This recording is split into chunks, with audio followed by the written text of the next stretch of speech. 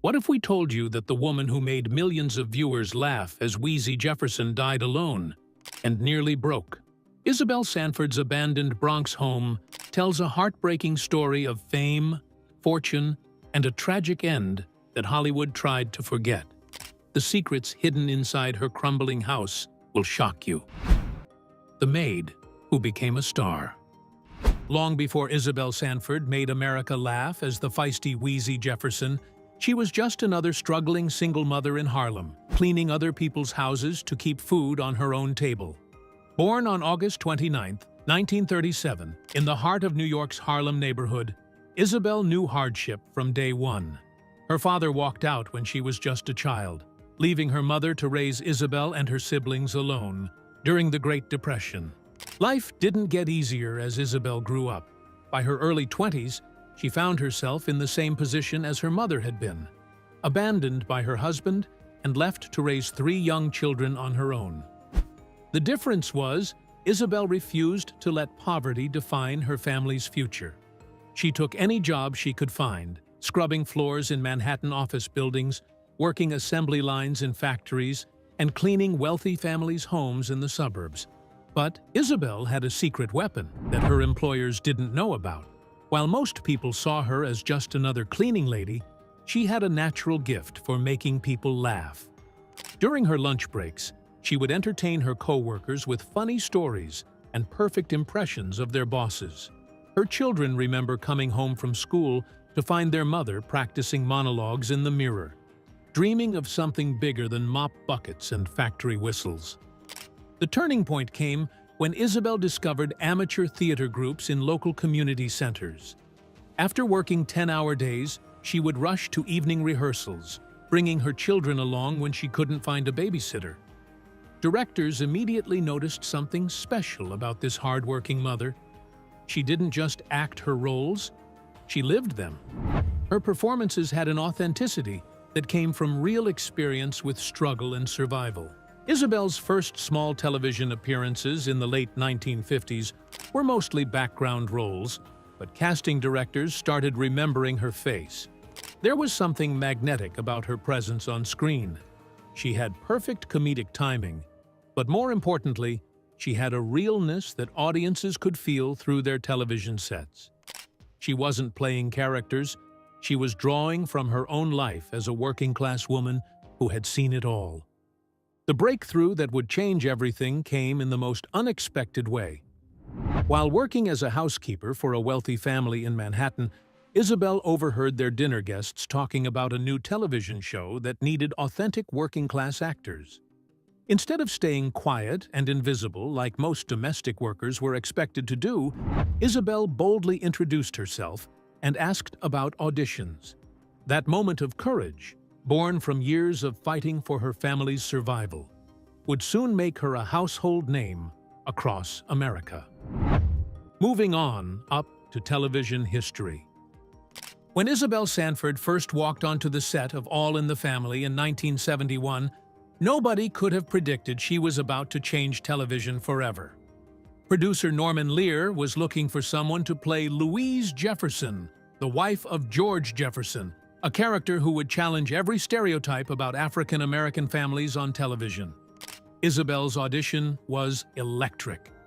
The moment she delivered her first sassy comeback to Carol O'Connor's Archie Bunker, everyone in the room knew they had found their Weezy. But it was her chemistry with Sherman Hemsley that truly made magic happen. When Sherman joined the cast as George Jefferson, he and Isabel created one of television's most believable married couples. Their on-screen arguments felt real because they came from a place of genuine affection and mutual respect. Behind the cameras, Isabel became like a big sister to Sherman, who was 8 years younger and much less experienced in television.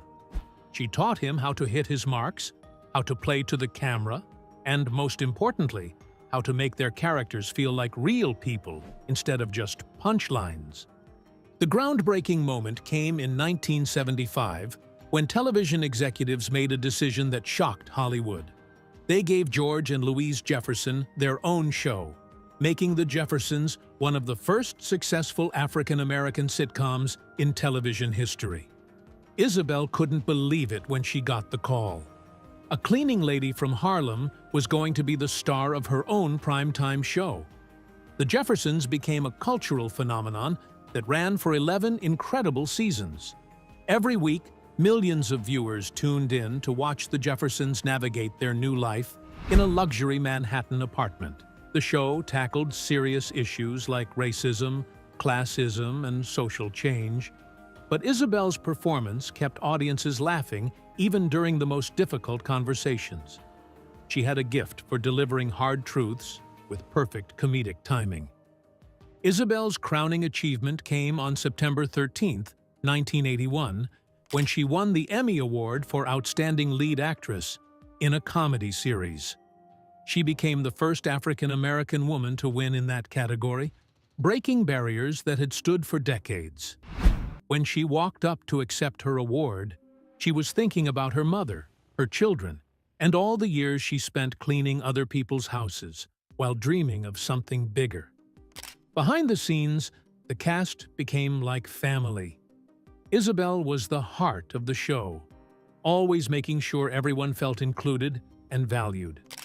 She and Sherman would often stay late after filming, working on their scenes and talking about how their characters could address important social issues without losing the humor that made the show special. But as the Jeffersons reached the peak of its success, Isabel had no idea that the financial decisions she was making would eventually lead to her tragic downfall. When Isabel Sanford ruled television. At the height of the Jeffersons' success in the early 1980s, Isabel Sanford was earning more money than she had ever dreamed possible as a young single mother scrubbing floors in Harlem. Her salary had grown from a modest few $1,000s per episode in the show's early seasons to an impressive $25,000 per episode by the peak years. With syndication deals and residual payments flowing in from reruns airing across the country, Isabel's estimated net worth reached close to $3 million by 1983. For a woman who had once counted pennies to buy groceries for her children, this wealth felt almost surreal. Isabel bought herself a stunning home in the Hollywood Hills, complete with a swimming pool, tennis court, and panoramic views of Los Angeles. She also purchased a luxurious apartment in Manhattan and a vacation home in the Bahamas. Her garage was filled with expensive cars, including a cream-colored Rolls-Royce that she loved to drive to premieres and award shows. Isabel's closet became the stuff of legend among her friends and co-stars. She collected designer gowns, expensive jewelry, and shoes that cost more than most people's monthly rent. But unlike many celebrities who flaunted their wealth, Isabel never forgot where she came from.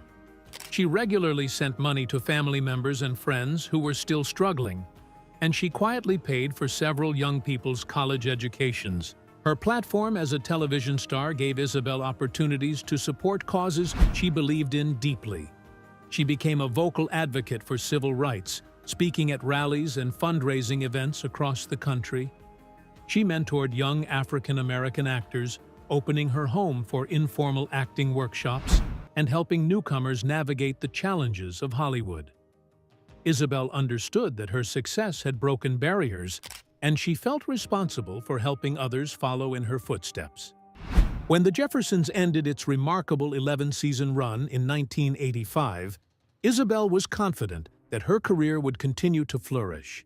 She had become one of the most recognizable faces on television, and offers for guest appearances and new projects seemed to pour in constantly. She appeared on popular shows like The Love Boat, Fantasy Island, and The Fresh Prince of Bel-Air, commanding impressive fees for each appearance. Isabel also attempted to launch her own production company, hoping to create television shows that would continue breaking ground for African-American representation. She invested hundreds of thousands of dollars in developing pilot episodes and hiring writers, convinced that her name recognition and industry connections would guarantee success. But as the 1980s progressed, Isabel began to notice disturbing changes in Hollywood's attitude toward older actresses, especially women of color. The phone calls from casting directors became less frequent, and the offers that did come in were for smaller roles with much lower pay.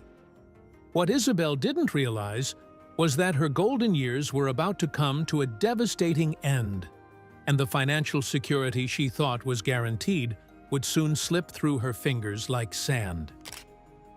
The beginning of the end. The first warning sign came in 1987 when Isabel's accountant delivered shocking news that would change everything.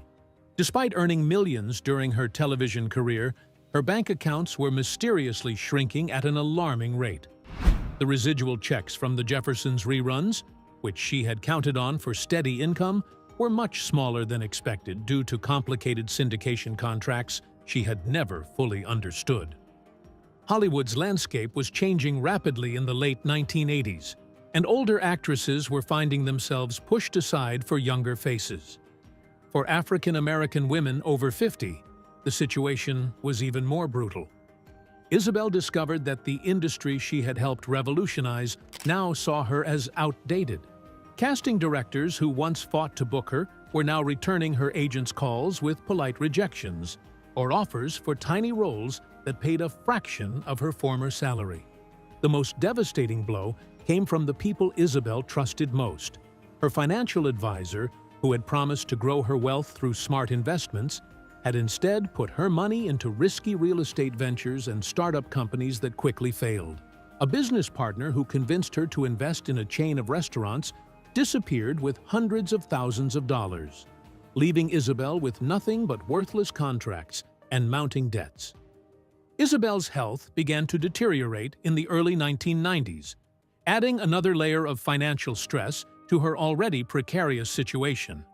She was diagnosed with diabetes, which required expensive medications and constant medical monitoring. Heart problems followed, leading to multiple hospital stays that drained her remaining savings. Each medical emergency meant more time away from work and fewer opportunities to earn money. The woman who had once owned 3 homes was forced to start selling her properties one by one. First went the vacation house in the Bahamas, then the Manhattan apartment. The Hollywood Hills mansion, which had been her pride and joy, was put on the market in 1994 for far less than she had paid for it. Isabel watched heartbroken as strangers walked through the home where she had hosted parties for fellow actors and civil rights leaders. Her expensive cars were sold next, followed by her designer clothing and jewelry collection. Friends who visited Isabel during this period described seeing her going through boxes of Emmy memorabilia and scripts, trying to decide what could be sold and what she couldn't bear to part with. The Rolls-Royce that had once represented her success was replaced by a modest used car that frequently broke down. By the late 1990s, Isabel had moved into a small apartment in the Bronx, the same borough where she had grown up in poverty decades earlier. The irony was not lost on her, but she tried to maintain her dignity and sense of humor even as her world continued to crumble around her. What Isabel didn't know was that her housing situation was about to become even more desperate, leading to the abandoned house that would become a haunting symbol of her tragic fall from grace. Inside Isabel's forgotten home. Hidden on a quiet street in the South Bronx stands a haunting reminder of Isabel Sanford's final years, a once beautiful 2-story brick house that now tells the tragic story of Hollywood's forgotten star. Built in 1928, the colonial-style home originally featured elegant arched windows, decorative stonework, and a charming front porch that welcomed visitors into what was once a thriving middle-class neighborhood. When Isabel moved into the house in 1998, she had hoped it would be a fresh start. The 3-bedroom home offered her a chance to live modestly while staying close to her Bronx roots. She painted the walls in warm colors, hung framed photos from her television days, and tried to create a cozy retreat where she could write her memoirs and perhaps plan a comeback. Today, that same house looks like something from a horror movie. The front windows are boarded up with rotting plywood, covered in graffiti tags that mark it as abandoned territory. Weeds and overgrown bushes have completely taken over the small front yard, reaching almost to the second-floor windows. The roof sags dangerously in several places, with missing shingles that have left gaping holes where rain and snow have poured in for years. The most eerie detail is what remains inside. Neighbors who have peered through broken basement windows report seeing furniture still arranged as if Isabel had just stepped out for groceries. A kitchen table sits covered in dust and debris from the leaking ceiling above. Framed photographs lie scattered on the floor, their glass cracked, but faces still visible, showing Isabel during her glamorous television years. Local residents whisper about strange occurrences around the property. Some claim to have seen lights flickering in the upper windows late at night, even though the electricity was shut off years ago. Others report hearing what sounds like laughter coming from inside the empty house, though most dismiss these stories as neighborhood legend. The house was abandoned in 2001, when Isabel could no longer afford the mortgage payments and property taxes. She had lived there for only 3 years before financial pressures forced her to move in with relatives in California. The bank foreclosed on the property, but no buyer ever came forward to restore it or tear it down. Maria Rodriguez, who has lived next door for 20 years, remembers Isabel as a quiet, dignified woman who always said hello, but seemed deeply sad. She would sit on that front porch sometimes in the evenings, Maria recalls, just looking out at the street like she was waiting for something that never came. We all knew who she was, but she seemed like she wanted to be left alone. Another neighbor, James Thompson, helped Isabel carry groceries up her front steps during her final months in the house. He noticed that she often seemed confused and would sometimes forget where she had put her keys. As Isabel's health continued to decline and her financial situation became desperate, this forgotten house in the Bronx would be the last place she would ever call home. Isabel's lonely last chapter. After losing the Bronx house in 2001, Isabel Sanford found herself living in a cramped studio apartment in Los Angeles, surviving on Social Security checks that barely covered her rent and medications. The woman who had once commanded $25,000 per episode was now counting pennies to buy groceries, often choosing between filling her diabetes prescriptions and paying her electric bill. Isabel's diabetes had progressed to the point where she needed daily insulin injections and constant monitoring of her blood sugar levels. Her heart condition made climbing stairs exhausting, and she often felt dizzy and weak. Friends who visited during this period were shocked by her physical decline. The vibrant, larger-than-life personality that had made Weezy Jefferson so memorable seemed to be fading along with her health. The isolation was perhaps even more devastating than the financial struggles. Many of Isabel's Hollywood friends had drifted away as her career declined, and her family relationships had become strained by years of financial requests and borrowed money that could never be repaid. Her children, now adults with their own families and responsibilities, tried to help, but were limited in what they could offer. Isabel spent most days alone in her tiny apartment, surrounded by boxes of memorabilia from her television career. She would sometimes pull out old scripts from the Jeffersons and read through them, remembering better times when she was at the center of America's living rooms every week. The silence in her apartment was a stark contrast to the laughter and applause that had once filled television studios when she performed. Despite her deteriorating health, Isabel refused to give up on her career completely. She continued to audition for small roles in television shows and movies, but casting directors often seemed uncomfortable with her appearance. The diabetes had caused significant weight gain, and her medication made her face appear puffy and tired. Younger executives who had grown up watching the Jeffersons sometimes didn't even recognize the legendary actress sitting across from them. The few roles Isabel did manage to book were often humiliating compared to her former stardom. She appeared in low-budget independent films for a few $100s and took small parts in television commercials that barely paid enough to cover her transportation costs. Each rejection letter felt like another nail in the coffin of her once brilliant career. Isabel's agent eventually stopped returning her calls, and she was forced to represent herself when seeking work. She would call casting offices directly, reminding them of her Emmy win and her groundbreaking role in television history. Most of the time, she was told they would call her back, but the phone never rang. By 2003, Isabel's health had declined to the point where even basic daily activities became challenging. She struggled to manage her diabetes properly and had difficulty remembering to take her multiple medications on schedule. The end was approaching faster than anyone realized, and Isabel Sanford was about to face her final curtain call in the most heartbreaking way possible. How Weezy said goodbye. On the morning of July 9, 2004, Isabel Sanford was rushed to Cedars-Sinai Medical Center in Los Angeles after her neighbor found her collapsed in her studio apartment, barely conscious and struggling to breathe.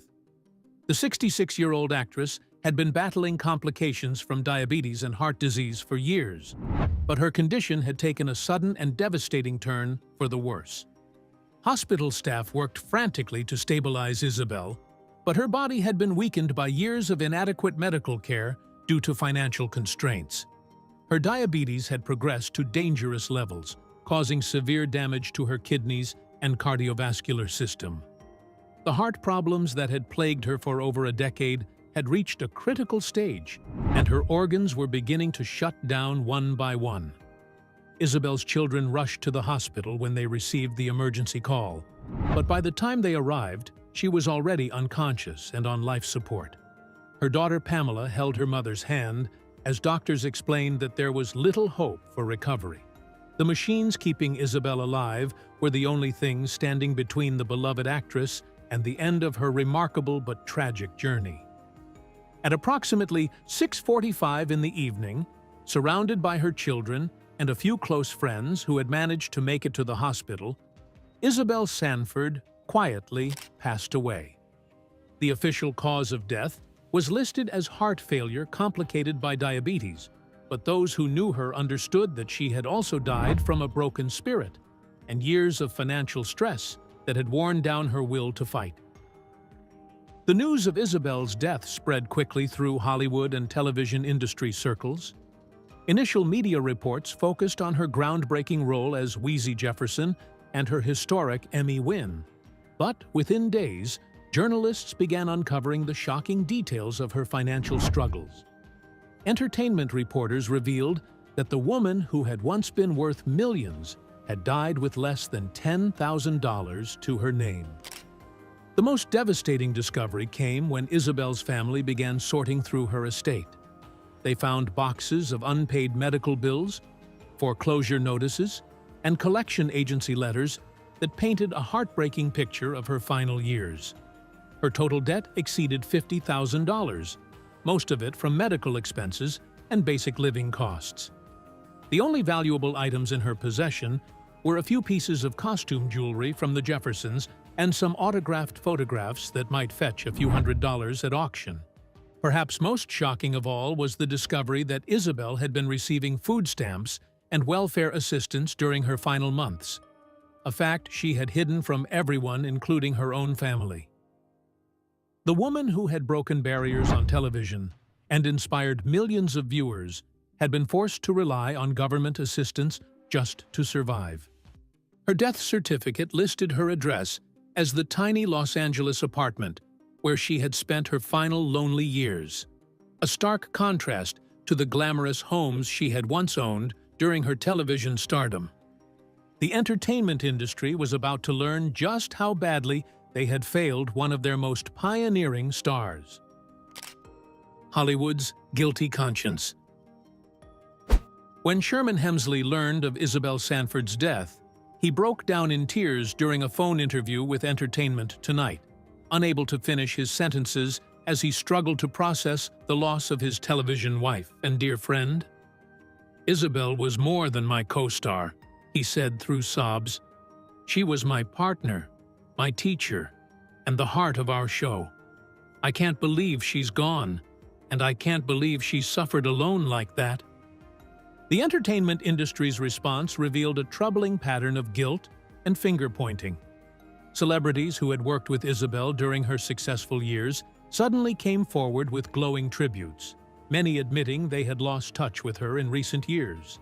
Norman Lear, the creator of the Jeffersons, issued a statement calling Isabel a trailblazer who deserved better from all of us. But critics noted that his production company could have done more to support aging cast members. Television executives who had once fought to book Isabel for guest appearances were noticeably silent about her financial struggles.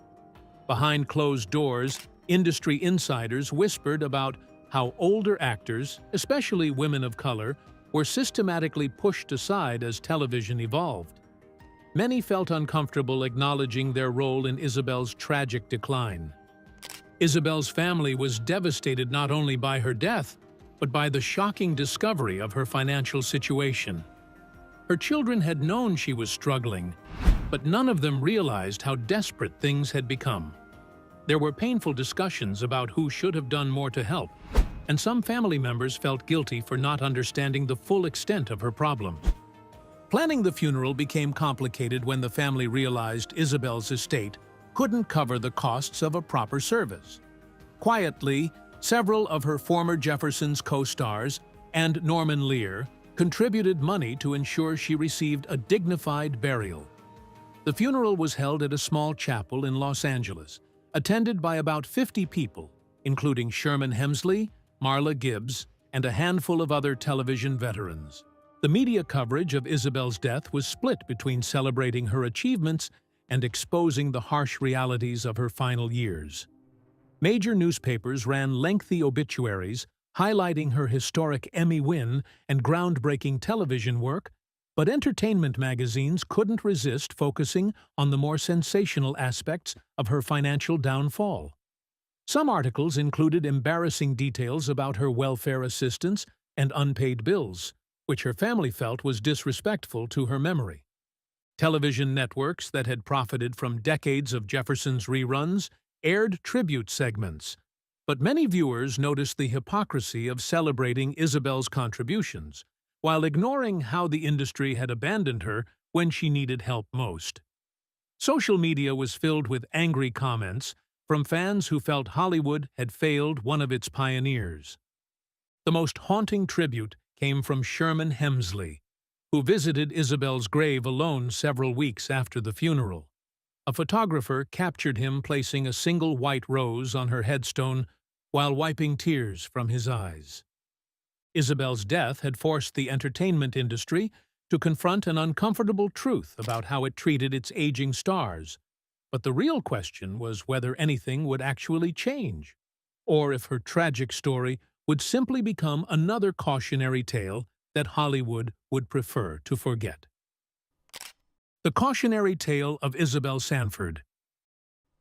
20 years after Isabel Sanford's death, her abandoned Bronx house still stands as a crumbling monument to Hollywood's broken promises, its boarded windows and collapsing roof serving as a stark reminder of how quickly fame can turn to forgotten tragedy. The city has declared the property condemned, but no developer has shown interest in restoring it, leaving neighborhood children to create ghost stories about the famous actress who once lived behind those rotting walls. Isabel's story represents a devastating pattern that continues to plague the entertainment industry today. Older actors, particularly women of color, face what experts call a double invisibility, where age discrimination combines with racial bias to create nearly impossible career obstacles. Studies show that actresses over 50 receive fewer than 5% of leading roles in Hollywood. And for African American women, that number drops even lower. Despite her tragic end, Isabel's impact on television cannot be erased. The Jeffersons broke ground that modern shows like Blackish and The Proud Family continue to build upon. Her portrayal of Louise Jefferson showed America that African American women could be complex, funny, and relatable main characters, not just supporting players in white families' stories. Streaming services now expose new generations to her groundbreaking work, ensuring her comedic genius lives on. The financial lessons from Isabel's downfall are painfully clear. Entertainment lawyers now point to her case when advising clients about the importance of understanding syndication contracts and working with trustworthy financial advisors. Her story highlights how medical expenses can devastate even wealthy individuals, especially those without comprehensive health insurance or family support systems. Industry organizations have slowly begun creating support programs for aging entertainers, partly inspired by stories like Isabel's. The Actors Fund and similar charities now provide emergency assistance, healthcare support, and housing help for performers facing financial crises. However, critics argue these safety nets remain inadequate compared to the massive profits generated by the entertainment industry. Isabel's life serves as both inspiration and warning for anyone pursuing fame. Her journey from a Harlem cleaning lady to Emmy-winning actress proves that talent and determination can overcome incredible obstacles. She broke barriers, changed television history, and brought joy to millions of viewers who saw themselves reflected in her performances. But her tragic ending reveals the dark side of an industry that often discards its stars once they're no longer profitable. The contrast between her glamorous peak years and her lonely final days exposes how fame can be both a blessing and a curse, offering temporary wealth and recognition while providing no guarantees of long-term security or dignity. Isabel Sanford's abandoned house in the Bronx will eventually be torn down or fall down on its own, but the lessons from her remarkable and heartbreaking life should never be forgotten. Her story reminds us that behind every laugh track and standing ovation, there are real people who deserve respect, support, and remembrance long after the cameras stop rolling.